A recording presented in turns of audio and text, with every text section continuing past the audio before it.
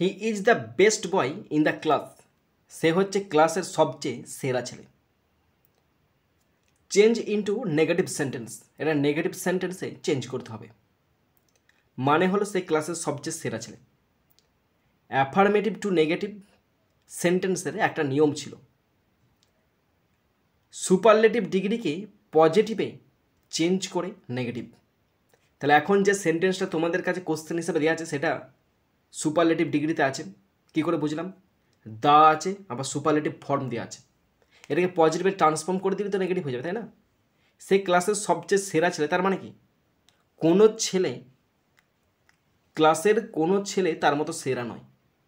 তো তখন ইংলিশটা লিখতে হবে এভাবে লিখব, no other boy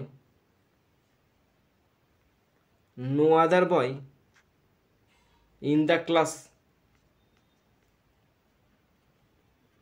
no other boy in the class is as good,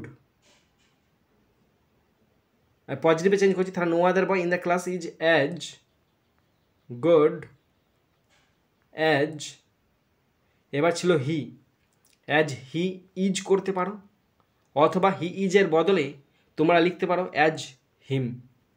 ঠিক আছে, stop. No other boy in the class is as good as he is অথবা হিম। ঠিক আছে।